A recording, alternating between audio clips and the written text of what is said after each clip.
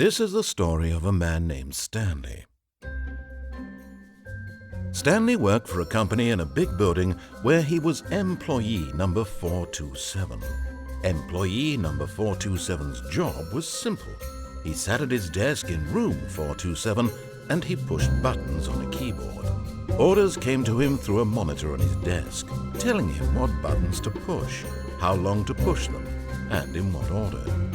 This is what employee 427 did every day of every month of every year. And although others might have considered it soul-rending, Stanley relished every moment that the orders came in, as though he had been made exactly for this job. And Stanley was happy. And then one day, something very peculiar happened. Something that would forever change Stanley. Something he would never quite forget. He had been at his desk for nearly an hour when he realized that not one single order had arrived on the monitor for him to follow. No one had showed up to give him instructions, call a meeting, or even say hi. Never in all his years at the company had this happened, this complete isolation. Something was very clearly wrong. Shocked, frozen solid, Stanley found himself unable to move for the longest time. But as he came to his wits and regained his senses, he got up from his desk and stepped out of his office. All of his co-workers were gone. What could it mean? Stanley decided to go to the meeting room. Perhaps he had simply missed a memo.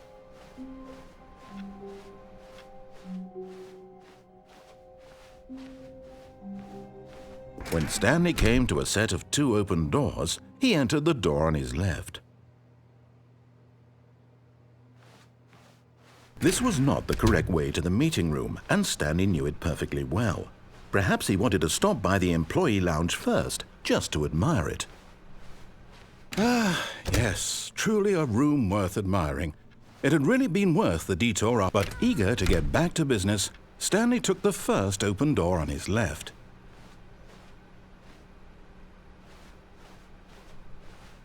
Stanley was so bad at following directions, it's incredible he wasn't fired years ago.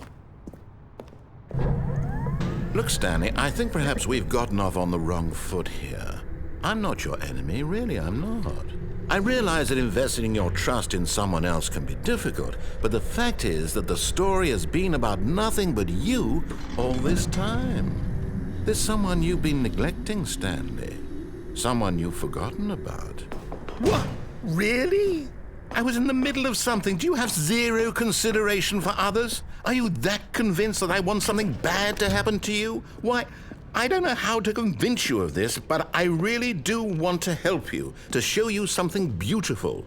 Look, let me prove it. Let me prove that I'm on your side. Give me a chance. Now listen carefully, this is important. Stanley walked through the red door.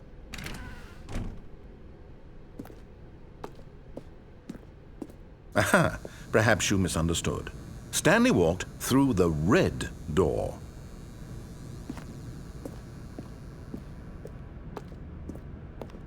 I still don't think we're communicating properly.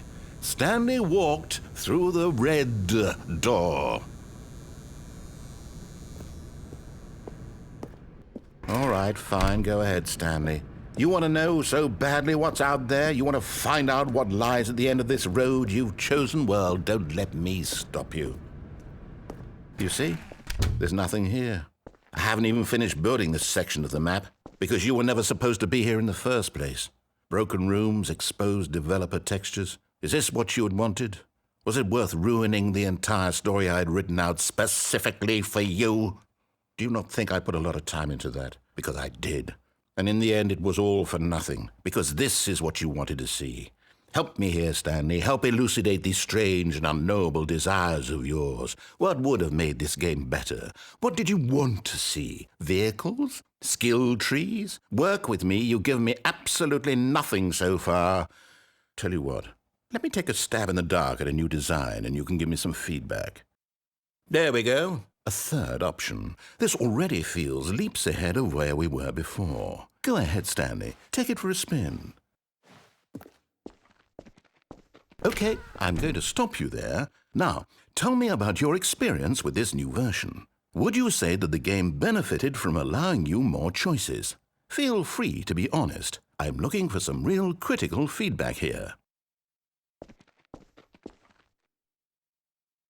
A 1?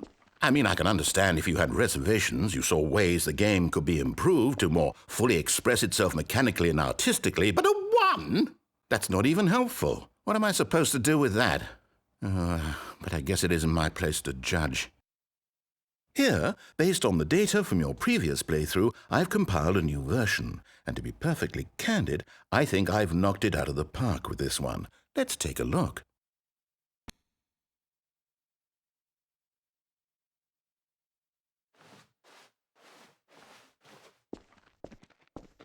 Now, would you say that competitive leaderboard helped you feel motivated to keep walking through doors? Again, honest answers, please. Hey, I nearly forgot. I've got a prototype of a new game I've been working on, and now would be a lovely opportunity to give it some playtesting. You wouldn't mind taking a look at it, would you? Perfect. Let me boot it up.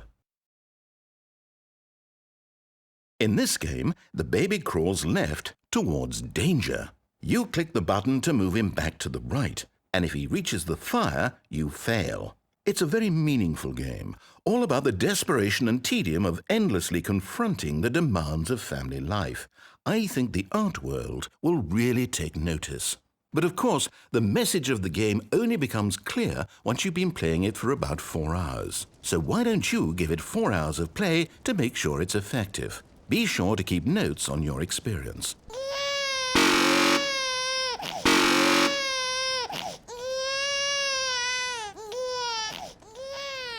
You heartless bastard. Did you do it because you hate babies or purely to spite me?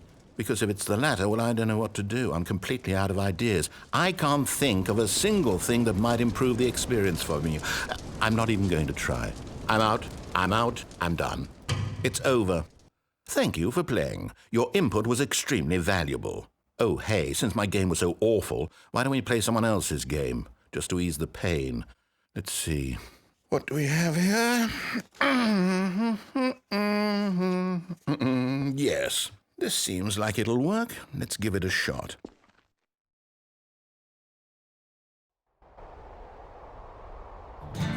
Aha! Fascinating. What do you think this game is about, Stanley?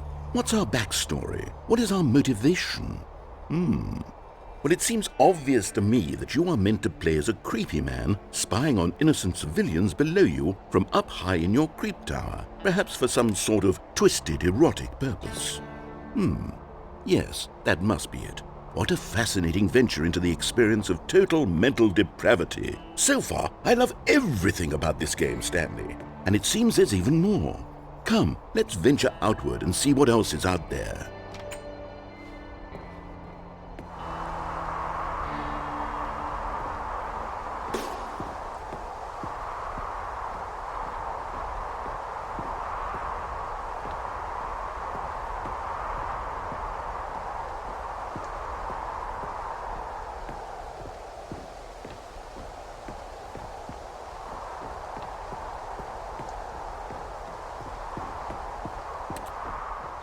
Oh, no. No, it can't be.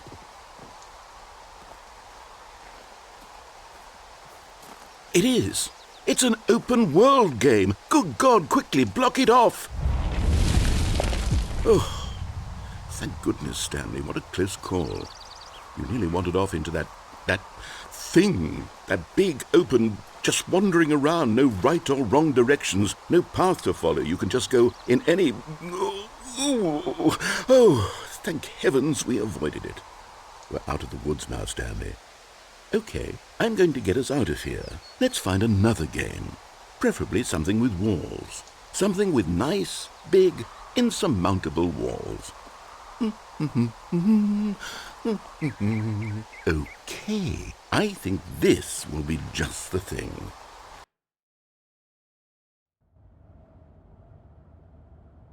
Wonderful. See, this is exactly what I had in mind. Just a nice big box for you to run around in. There isn't any possibility that you could get lost here. Now this is game design. Stanley, if you manage to get lost in this game, I will be phenomenally impressed.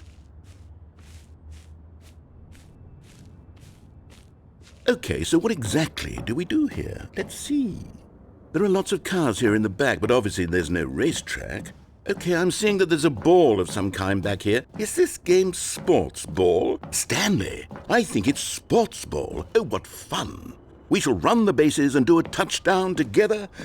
Yes, I think surely we must. Okay, Stanley, here's the ball. Have fun.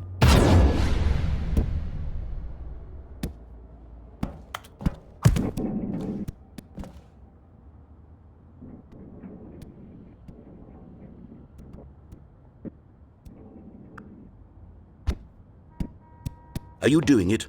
Are you winning? Is this fun? Is it better than my miserable little story that I worked so hard on? Stanley, I have a thought, and I realize I'm not a sportsologist, but if one ball generates a certain amount of raw adrenal pleasure, then surely multiple balls makes for an even more euphoric sports experience. I'm going to try it out. Here comes another ball. Yes! Oh goodness, that really does feel amazing, doesn't it? Stanley, I'm like a child in a confectionery shop. I simply have to have more. I'm insatiable. More balls!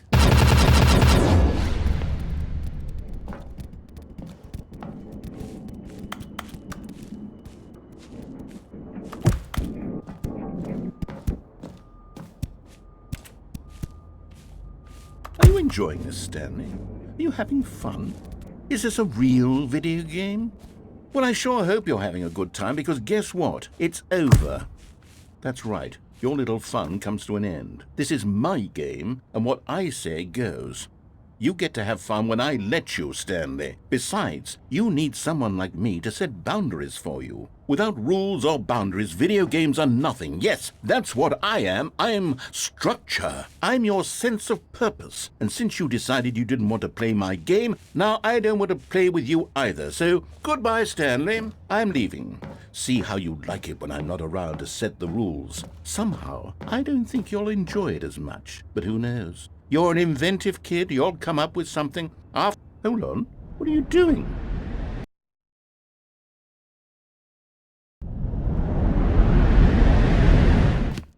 Stanley, don't do that. I can't follow you there. I can't help you.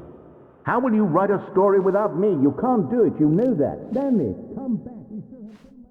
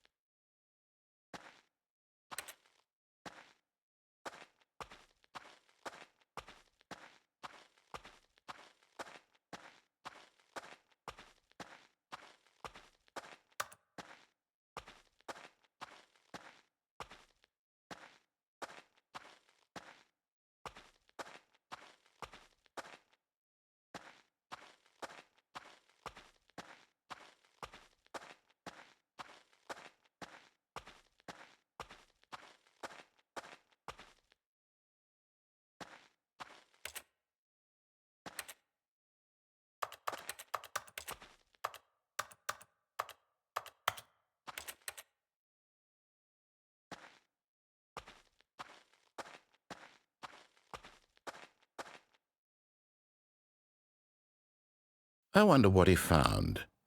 If what he wanted was to be the leading man in his own story, well, perhaps he's gotten it, down in wherever he is right now. I wonder if he's happy with his choice, and if he's learned the heavy cost that comes with it. He'll understand soon what I was trying to tell him. He needs me. Someone who will wrap everything up at the end, to make sense out of the chaos and the fear and the confusion. That's who I am. That is what I mean to this world. Oh, yes. Yes, I'll be back. There's no other way. Once this ends, after it all comes to a close, then I'll be back. The end will be here soon. Very soon. I can wait.